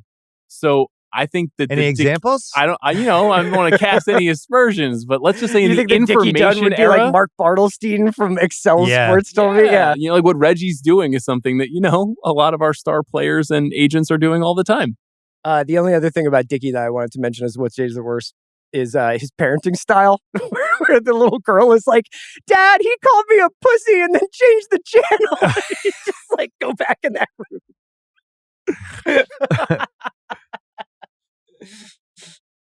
Ruffalo Hand and Rubeneck Partridge overacting word. How about old guy McGrath at the end of Struther? in the final game? We're losing! They're burying us! He really dials it It's up. on Eddie Shore! I like that part. I love Strother Martin. He's But he so just funny. dials it up. I just Yeah. had Brad Sullivan. I had Mo. Oh, yeah. every line delivery. Yeah. Yeah. Was there a better title for this movie? No way. I had Old Time Hockey. That was the only other alternative I had. Can you dig it a word for most memorable quote? The hockey wife, Swoozie Kurtz, saying, "I only drink in the afternoon or before a game or when Johnny's away." I don't know. I just enjoyed that. I like that scene in the car. The first of a dozen parts that she plays, just Yeah. like that character. I mean, there's 70. All the memorable think that quotes we don't need to rip through because Newman's, everyone knows who Newman's they kiss off to the owner is my quote. It's a tough one. are. What do you have for the CR thinks Luke Wilson could have been Harrison Ford? How to take a word? I think it's honestly like what I alluded to earlier, which is that for as like edgy as the dialogue and the language in this movie is, I think for the most part, it also like reckons with it. So like the Suzanne thing is like a really good example of like, even though he's screaming "your wife's a dyke" at the goalie, like Suzanne actually gets like a scene. Like you actually like have this like balance to the language, and for the most part, I think like even the times when they're throwing around the F word, like he's like, "Hey, but like I love it. Like it's okay. I'm sexually liberated." You know, like there's like a kind of like a realness to it in that way. Well, and the other thing is the whole job of this movie is she's trying to provide a snapshot of what life was like in this minor league team in the mid 70s. This is how they talk. Yeah, so that's it. That's it. It's not in What's Age the Worst. Like obviously we don't talk like that anymore, but this is definitely what guys talk like in a locker room. So do you have a hottest take? Because I have a good one. I don't. I think this movie is better in the final game if Ned sees his wife all dolled up looking good. and he jumps off the bench. And instead of doing the striptease, he skates over to McCracken and fights him, wins the fight. They settle the brawl, and then they come back and win the game and have some sports movie ending. But you want Ned to sell out. Because that's his principles, yeah. I think he beats the hell out of McCracken. He buys into what the team, to the violence piece. Mm-hmm. It's a complete opposite of what the ending is. But I mean, and then Ned's we just funny, get a traditional in the beginning sports of the movie ending. Ned body checks Nick when he's drunk and makes him piss himself so that they win the game. And so he is like engaged in a little bit of like of the dark arts there. Totally. He's not totally moral. I just think it's a more fun rewatchable movie if that's, and then we get the traditional sports movie ending. Isn't it kind of crazy how it has persisted though without giving you that moment? I get it. I'm just saying that's why it's the hottest take. I guess the one hottest take thing I was thinking about was that it's the rare movie that we always complain about sequels, but I would have very happily watched the Minnesota. Part 2. Casting what ifs. One of the best ones, I think, ever in 337 movies. Al Pacino wanted to play Reggie Dunlop, but George Roy chose Newman. How would they have done that? Would they have had a rink that was like half of it was lower so that they could shoot up on Pacino and make him look like he wasn't 5'4"? I'm skating again! You're going to wind up with a cock in your mouth! I had a meeting with the Hanson Brothers half an hour ago! I knew you had a sip. I'm trying not to spit out my water. So, originally all 3 Carlson brothers were supposed to be in the movie, but then the third one got called up by Edmonton for the WHA playoffs. Oh. And they had to make Dave Hansen become Jack, the third brother. And they hired my guy Jerry Hauser to be Dave Killer Carlson. And poor Jack Carlson had to be in the WHA playoffs, pre-Gretzky. Mm-hmm. This is in the research. This was according to the captain, Chiefs captain, the guy who played Johnny Upton, that apparently Nick Nolte was trying like crazy to get the Ned Braden part, but Onken had been a star right wing at University of New Hampshire, got the part instead. Interesting Nick Nolte time. He ends up doing North Dallas 40 instead. He had just done Rich Man, Poor Man. He was about to become like one of the actors. And I think this all worked out this way. I completely agree. I don't think they need Nick Nolte in this movie. I told you guys that I watched North Dallas 40 right after this, and he's so fucking good in that movie. And awesome. Also like much more credible, I think, as an NFL player than he would have been as like the pretty boy goal scorer. On a hockey it's hard team. to imagine Nick Nolte being like, I won't fight for you. Yeah. 5 years later, he's hanging out with Reggie Hammond. Yeah. And he looks, this sucks. Maniac gets a hold of my gun, runs around town killing people. He got a lot older in that 5 years. Yeah, he had, those were hard 5 years. Yeah. Best that guy award? Would you go Swoozie Kurtz or would you go Paul Mooney or somebody Dooley. else? I got Emmett Walsh. Okay. Dooley is a good one, though. I have Dooley. I have Walsh for Dion. Okay. Really important Dion Waiters award for best heat check. And I think we have to have some parameters. Okay. So the people who are in the movie the whole time but don't have a lot of dialogue, like Mo, the perv. And Johnny. The goalie. I feel Denis, like those are characters, right? You can't. I love Denis, though. Every time the goalie is on screen, he makes me laugh. So I think those guys are off the table, which leaves us. Is Jimmy Carr in the movie too much? He's got more lines of dialogue than most of the members of the team. He's almost the narrator of the movie. He's fucking hilarious in the movie, though. So we have Anita. Not chicken shit. We have Anita, the team owner. We have the blonde, buxom sisters who love Billy. Oh, yeah. We have the Hyannis Port Heckler. Oh, yeah. Mm-hmm. Where the fuck did they find that guy? Or you get anyone on Syracuse, including Tim McCracken. Dr. Hook, yeah. We haven't even said Oglethorpe yet. Or you get Oglethorpe, or you get the ref, who they finally scream you're almost in the fucking song, because the ref's in a bunch of stuff. Mm-hmm. I think it's Tim McCracken. I was going to say, I think Dr. Hook, yeah. He's only in a couple scenes. He's super, like one of the scariest faces of all time. Do you read the Wolverine thing?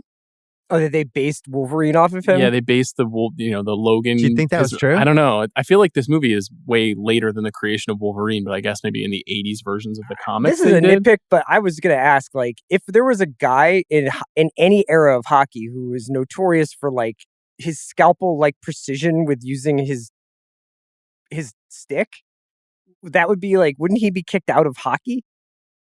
It's minor league hockey. Yeah, I don't know. It feels so. like they're playing in a different universe. He was played by Paul D'Amato. And sadly, he died in February. So let's give him the Unwaiters. All right, good. Wow. Um, He had a hell of a face. Great 70s hairdo and just kind of frightening looking. Recasting Couch Director City. I don't have a lot of notes here, but I do think they should have had a real life NHL enforcer from the mid 70s on the Syracuse team. Did you have team. a favorite guy? Well, I think Dave Schultz would have made sense though, because he was like the most famous Broad Street bully. But you could have John Wensink, you could have Gary Howitt, like just somebody just coming in and being. Who was that? There was an Islanders guy in the Mike Bossy era. I can't remember who that was. They had Clark Gillies. Yeah, Clark Gillies. Bob Nystrom was the one you never wanted to fight, but he didn't want to fight that much. Yeah. Tony Romo or Chris Collinsworth for director's commentary?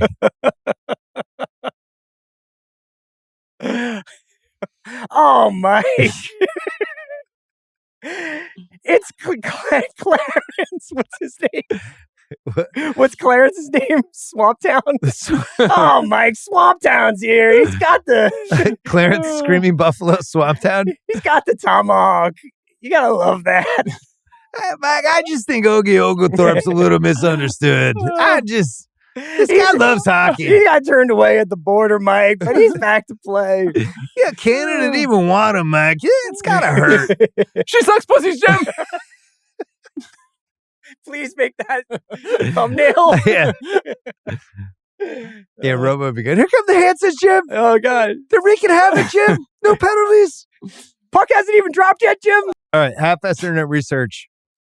We've done some of this stuff already, but apparently it's a big deal. They translated the movie into colloquial Quebec French and not standard French, which was a big deal for all the French-speaking Canadians, and it became basically the Godfather for French-speaking Canadians. So smart move there.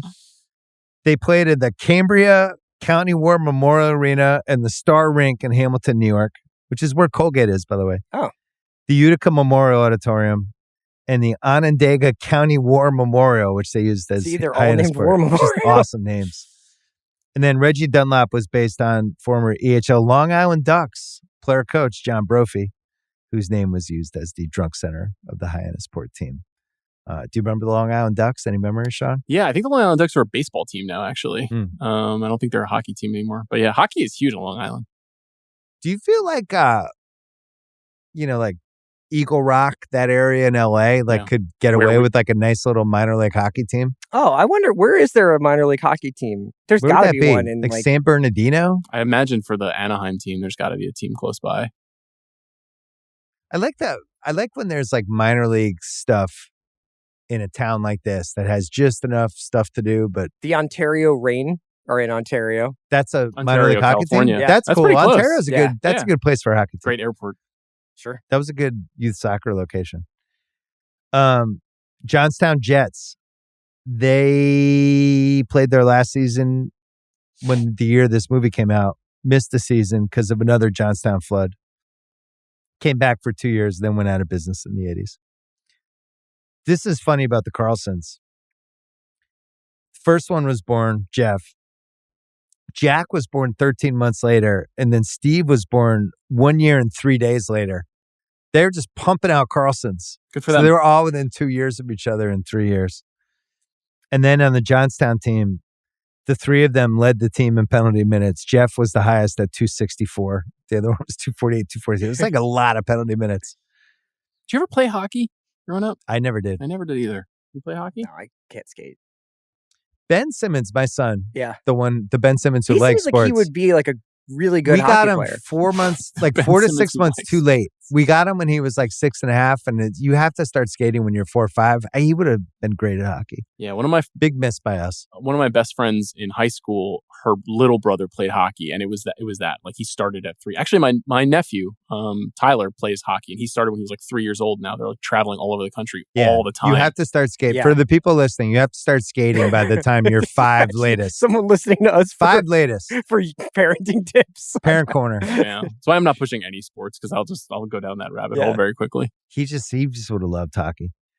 Jim Carr's toupee was modeled after an actual Johnstown sportscaster named Bill Wilson, who wore a really bad wig. So Nancy Dowd wrote that one down. The differentiation between the colors is perfect. Why are you wearing that terrible rug? The Hanson Brothers said when they went into the stands for the fight that some of the actors kind of got into it. Oh, yeah? Oh. And were throwing some punches, and it got a little heated. Netflix should do a fake Untold on the Hanson Brothers. Yeah. They filmed this movie in June and had to pretend it was cold. So they're wearing these jackets and like Newman's baking in the leather clothing. And then Oglethorpe was based on a longtime minor league goon named Goldie Goldthorpe, who was a Syracuse Blazers rookie who one season had 25 fighting majors before Christmas and was a legend. So they just took that. They also took the Hanson Brothers jumping into the stands. That has a real life story. You can Google all this. There was another one where the Hansons got hit by a cup of ice in Utica, and they went in the stands. And then there was another one where the Binghamton players, before a game, came out with plastic glasses and big noses. Oh, yeah. And the Carlsons they just started fighting before the game. So those three things were pulled into the movie. I think that's so perfect. That's like all the Ron Shelton stuff from Bull Durham, all like hanging out in the Venice courts for White Man Can't Jump. It's like if you pull from real life, it's just going to be so much better. I have a couple of Nancy Dowd facts. Yeah. One is just that she did a bunch of uncredited work, but her run after Slapshot, she wrote the original script for Coming Home, but it got rewritten. She was not happy about that. She did uncredited work on Straight Time, North Dallas 40. She worked on SNL for a year in 80 to 81 and then did an uncredited pass on Ordinary People. And her brother played Ogie Oglethorpe. Yeah. Apex Mountain. Newman? No. What's the Apex Mountain for Newman? Butch? I mean, I think it's Butch. The Sting. Butch Sting, somewhere in there. And then Towering Inferno in 73 and 74. The Sting winning Best Picture in 74, and then Towering Inferno comes out, and it's the biggest movie of the year. That's pretty tough to match. Do we need Towering Inferno type movies again? We have them. That's the problem. Gerard Butler does like one a year. No, but those type of movies, but with basically it's the Ocean's 11 cast in peril. Oh, like because part of Towering Inferno is they had some of the biggest stars from the 70s just in peril, and then they did Airplane. They did Poseidon Adventure. It would be cool if like even better actors did those bad movies every once in a while. That's what happened for 2 years. Yeah. I'm ready for like get Cumberbatch in a couple of these. You know? Yeah, I mean I like those Irwin Allen movies. I feel like we deploy that in different ways now. You know, well, now it's like Valentine's Day or like those Gary Marshall movies. Yeah. I mean, some of the franchise movies. I mean, the Harry Potter movies were kind of a version of that, where it was like every incredible English actor born after 1950 is in these movies. Right. More Apex Mountain. Ankeen, I would say yes. Twin Peaks? Twin Peaks. I feel like Twin Peaks. I mean, he was one of the stars of Twin Peaks in 1990 when it was the biggest show on TV. Yeah. I think most people look at him and they're like, that's the guy from Twin Peaks. Really? Yeah. Over Ned Braden? I think so. Yeah. Hockey fighting? I can't tell you how glorious this era was for hockey fights. The Bruins had at least a couple a game. It was one of the reasons to watch. It was part of the sport in a totally different way. Now when I watch hockey fights, I feel like guys are going to get like really hurt. Like guys know how to fight now, and they hold off and then they come in. This was like you're just like I was watching like normal a bunch of videos fighting. of like guys talking about how like Rempe needs to learn how to fight because he's not protecting himself enough. Right. And he's just like acting like it's the 80s or whatever. But yeah. George Roy Hill? No. Sports movies? I think you can make a case, yes. I definitely think that 77 has a shout for the best sports movie year. And you're also coming off a bunch of great ones that happened the 3 years earlier. Yeah. And then everyone starts ripping off in all of these different ways for the next 3 years. I feel like this isn't the center of, like, in terms of quality, maybe, but not, there's the, like, Bull Durham, Hoosiers, Field of Dreams era, where it's like, these are the most important movies in America feeling. Yeah. When Field of Dreams came out, it was like late 80s. Kind of. Almost like the sons of this era. Yeah, and it's like a lot of movies kind of coasted off of that too, like Rudy and everything after that too, League, like yeah. that felt like the late 80s had Hoosiers, Hoosiers Major League, Bull Durham, Field of Dreams. There's one 8 Men Out. Natural. The Natural's like 84, right? You know, like 8 Men Out is in the late 80s. Is there basketball? There's no basketball. What's White Man Can't Jump is 93? That's 90s. That's like that moves into a whole other basketball era. Because we go into White Man Jump, the program, Blue Chips. Yeah, I also feel like that kicked off a whole wave of kids sports movies in the early 90s too, kind of cresting off of the Field of Dreams like thing. The I don't know. Thing, I mean, it's not this is definitely one of the best ever. Maybe like prestige sports movies. Is this Apex Mountain from Movie Brothers? Carlson's? I guess the Corleone brothers. I'd say Corleone's. Yes. Lindsay Krause, I'm still going with the verdict. House of Games for me. I wanted to be a nerd! She's good at House of Games. Great. Well, she's a star. married to him. They got divorced. Oh, yeah, they got divorced. Strother Martin, Cool Hand Luke. Yeah, definitely. Hockey movies, no question. Minor league hockey, just in general? Or minor leagues. Well, is it this or I was going to say minor league sports, but I guess Bull Durham is probably... 1970 Pontiac GTO hardtop in Baja Gold. Can you find that right now, that car? Probably not. Movies that made CR want to bartend at a fucking dive bar in the middle of nowhere. And the bar, Jimmy Conway's bar in Goodfellas, yeah. Oh, yeah. But that Jimmy Conway's bar is more dangerous. This I bar, bet the Aces gets pretty fucking dangerous. The Aces, it's 3:00. You're watching soap operas with half but of the at like Chiefs. 1 in the morning when you're like trying to go last call at a hockey team, I don't know. Cruise or Hanks? This to me is so clearly a Tom Hanks role. Yeah. But Cruise in the Aunt Keen role. Ooh. Yeah, that's fair. But it's the lead role. It's lead role. This is like... Sean always tries to rig the rules somehow. Hanks in League of Their Own is basically doing his version of Reg. Hanks is better in this movie. Have we considered Hanks and Cruise as a possible wrinkle to the category? No. Is this movie better with Hanks and Cruise? One or the other. Cruise in the on-king role would be great because then there'd be the stories about how Cruise spent 4 months learning to skate. Yeah. He hired the top figure skating coach. Then needed to be Pacino so that they could be the same height, though. True. And think of how the subtext would hit when he's like, is he gay? And he's like, no, he has huge cock like a horse.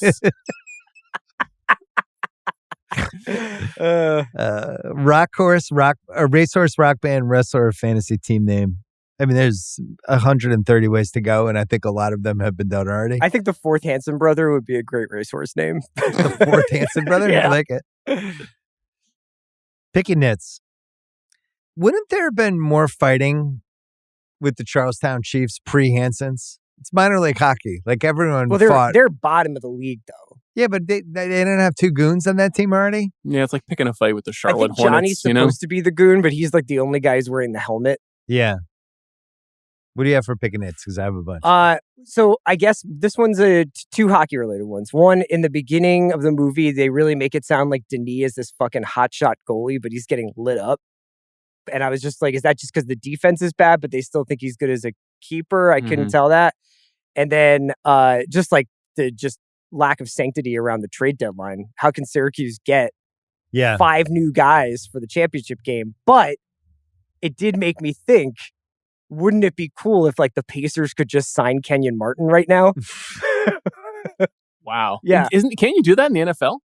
I think because that's in the NFL, the playoffs, right? Yeah. NBA is very precious about that stuff. I was thinking a lot about the like Ringer 100 for minor league hockey circa 1977. You know, Ned like Braden's our power like rankings. Yeah. Exactly. But Braden's like, we questioned his toughness. Yeah. Hockey Kevin O'Connor's taking shots at him in the text. All my picking nits are oriented around what I don't understand what Anita McCambridge is talking about with not wanting to sell the team. I think she's like, it's easier for me to do a tax write-off of the team than it is for me to sell based on getting cash in hand for selling something. How does that make any sense? She's getting a tax write-off for folding a business. Isn't that like the whole thing? Like why Warner Brothers is like it's easier for us to not put this movie out than it is to take tax purposes. You get to take the losses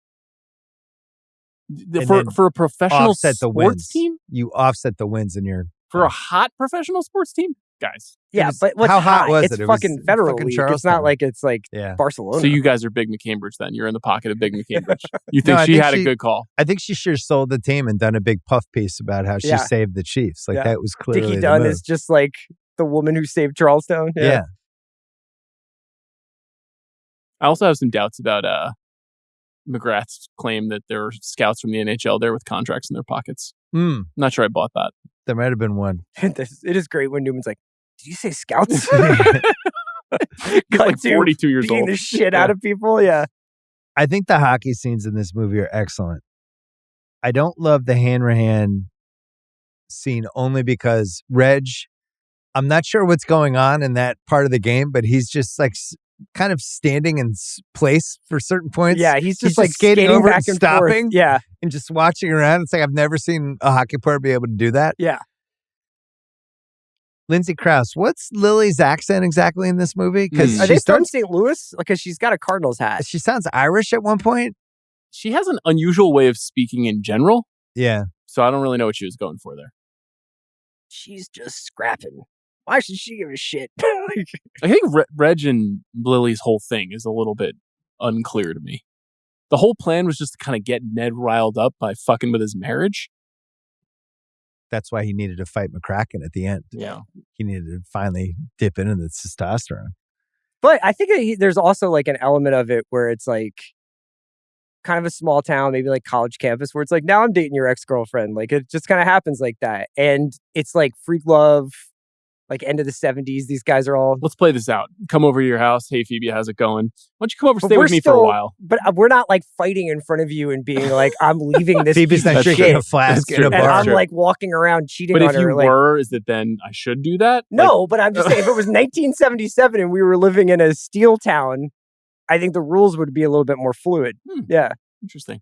Nitpick, can you really hide who owns a minor league hockey team? This would be such a mystery. You couldn't just go to the library and research this in 77. Well, there's a real communication slowdown that's on display in this movie where it's like, it's only like 2 days later that they learn about something from like a Dickie Dunn column. Right, like, you know, so it's like... You don't know how time is passing. Yeah, and also hockey players, are they really doing Freedom of Information Act requests? The Chiefs are drawing basically nobody to their games. Mm-hmm. The Hansons show up that first game, and it's just complete sellout crowd going crazy for the Hansons. There's like a scene missing. Well, you just told us there were nobody at the games. Then why is there everybody at the Hansons' first game? I mean, Dickie Dunn putting in work, you know, just writing those something columns, I noticed. getting us excited. Getting those fashion shows. And the Hansons don't play for like a week and a half, but they don't have practice. There's no practice for this team. There's no practice. Well, they're on a long road trip, aren't they? I'm just picking nits. Okay, yeah. They don't see him once on the ice, just skating around. So the Hansons just don't play hockey for a week and a half. How do you think Woj or Jeff Passan or Shams or one of those guys like Schefter, like how would they sell the Hansons to America?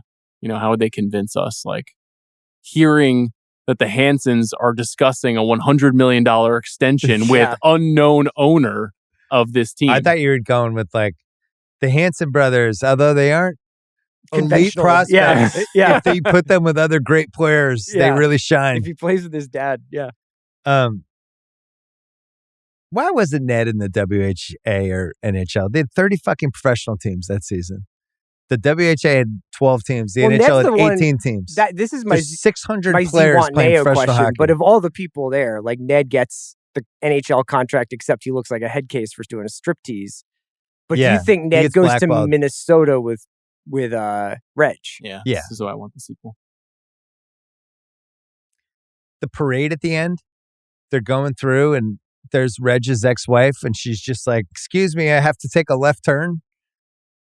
People lined up on the streets. Like she couldn't have taken a back road. She had to drive through the parade. Not sure I liked her. Auntie Francine. Wow. I thought it was kind of a hero ball move by her. Just I think it's like, you know what? Hockey's not the center of the universe. Like, I don't give a shit. I'm going to Long Island to open a salon. Yeah, good luck. Should probably cut my mom's hair. So what was the unfortunate Denny Pratt tragedy? I think it's like he made him paraplegic. Yeah. I think it's an actual murder. Stick to the head, yeah. Sequel, prequel, prestige, TV, all broadcaster, untouchable. Probably Prestige, right? Would have wanted to spend. I would just take a much longer version. Because you of can't this remake movie. the movie. So if you're gonna right. if you're gonna remake it, you got to make it as a TV show. I think. Do you want to? I think told it's an from Anita untouchable. McCambridge's point of view, though. It's an untouchable, but I think after 47 years, you could mess with it. I'm trying to think of all black cast, how that would work. Yeah, we skipped the Van Lathan Award for this one. Is this movie better with Wayne Jenkins, Danny Trejo, Sam Jackson, J.T. Walsh, Byron Mayo, Harling Mays, Eva laughing, Ramon Raymond, eventually the Hanson Brothers the next time we do a movie, or Philip Baker Hall? Goddamn, hand for hand! I didn't know I was playing against Super Goalie!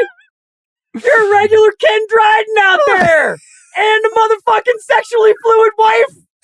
You better keep your hands off Suzanne or you're going away a long fucking time, big boy!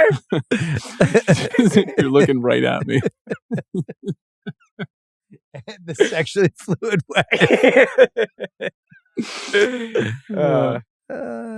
Wayne. Just one Oscar. Who gets it? Newman?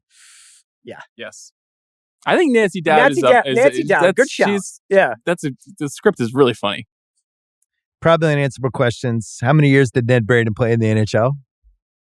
Blows his knee out, becomes a New England hockey coach. Coaches like at in college, New Hampshire. Like at Dartmouth or Goes something. back to New Hampshire to coach.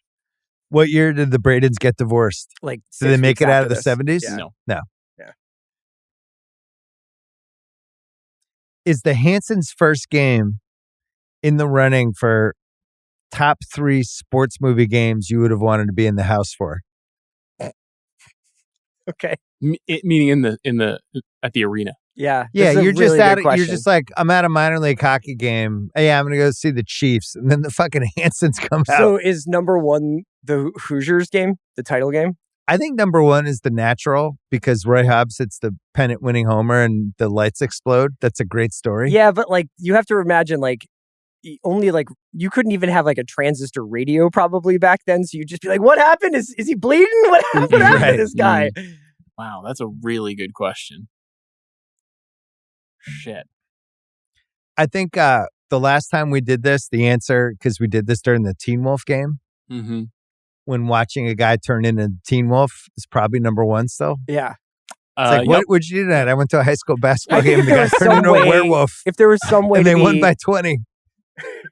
It's hard to top that one. I was going to say, like, if you had to be serving 15 to 20 for manslaughter, you'd want to see the longest yard game, you know? If you just had to be in prison. That's also like, if there was some way to like finagle your way into the Field of Dreams game where you get to see your dad, that would be sick. That'd be awesome. Yeah, that'd be good. Which Rocky fight? Would you do 3 or 4? I think the Russian. I would want to see Drago. You go to Russia. You go to the Den of the Lion. Yeah. Yeah. But then you get locked in a Russian prison and you never leave. That's right. It turns into the second Bourne movie. Midnight Express. I thought you were going to say Eddie with Whoopi Goldberg. I haven't seen it. Dwayne Chinch is taking a charge from Larry Johnson to send the Knicks into the playoffs. You keep trying to make it seem like that's a Knicks movie. It's not a Knicks movie. We do not claim It's a Eddie. Knicks movie. You're wearing the uniforms the whole game. No. Best double feature choice. What about All the Right Moves? Let's just stay in this city the whole time. Yeah. Good one. Not Butch Cassidy or The Sting. Could do that too. Yeah, I had Newman. watched some episodes of Shoresy just because it's like an interesting extension. If you want to do a little George Roy Hill action, just go from right here to Garp. Sure. Bang it out. Sure. George Roy Hill doubleheader. So you're excited about Garp.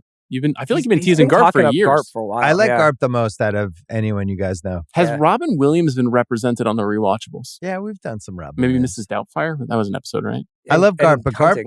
of the course, problem is for Garp, I'm going to have to read the book before we do Garp too. So that's like more work. See in 26. You're going to reread The World According to Garp? Yeah, that's one of the great books. Okay. I mean, out of like the mainstream popular books that then turned into a movie. That's like on the short list. It's a famous, famous book. Robin Williams, I feel like we're forgetting what Robin Williams Not forgetting. was. I would honestly do Good Morning Vietnam just for like the opening DJ scenes. Jim Carrey is another one we haven't done enough of yet. Mm. I mean, the feed's going to end in like, I don't know, 5 months, but we have to have Jim Carrey month before it ends. I'm ready. Whenever you're ready. Do you know, I was flipping channels the other day and there was some movie on that Jim Carrey made where I think it's called Yes Man. Yes, Man. Yeah. And Bradley Cooper's his best friend. And then Zooey Deschanel is the love interest. And this movie came out in 2008 and made like solid money. And it was a movie I had no recollection of it ever happening. I think it's Peyton Reed is who directed that too, who made like the Ant-Man movies. What does he play in that movie? Isn't the guy who has to say yes to everything for a certain period of time? It's a movie they could just re-release now and be like, there's a new Jim Carrey, Bradley Cooper movie. And people are like, what? Yeah. And not realize. Pairing too. Those two, their energies are like very Netflix different. should just get it and put Bradley Cooper and Jim Carrey in the they'll box make together. Those with AI in like 5 years. He had a run though where it was like he remade Fun with Dick and Jane. He made The Grinch. He made a bunch of movies where you're like, didn't this come out already? What happened? Yeah, Mr. Popper's Penguins. Andy and Reds want to know what happened the next day. Well, we know they go to Minnesota.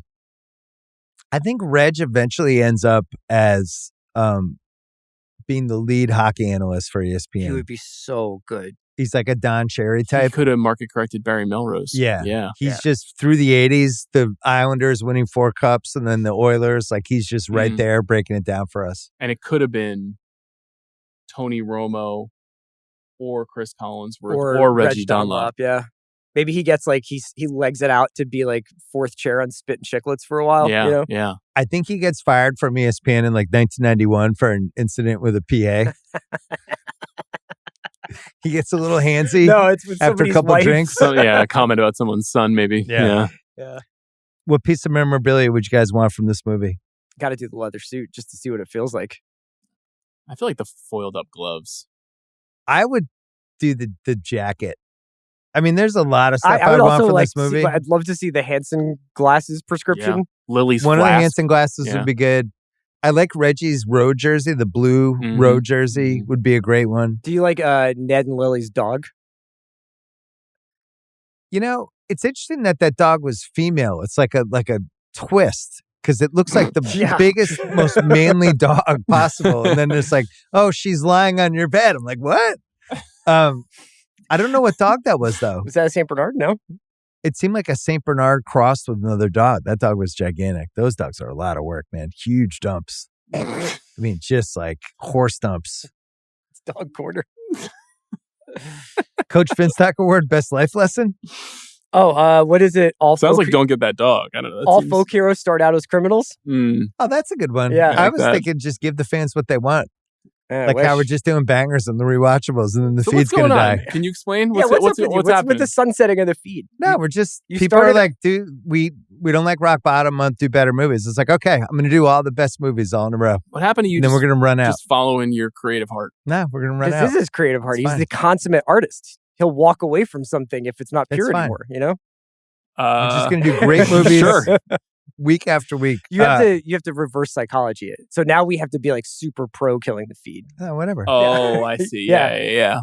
Who won the movie? Paul Newman. I agree. Paul Newman. I also agree. Okay. I think you could make a stealth case for hockey. Mm-hmm. What is hockey if Slapshot doesn't exist? That's a great question. Well, you read that every hockey player loves this movie. But wouldn't hockey be exactly the same? It's almost like, what are Italians without The Godfather?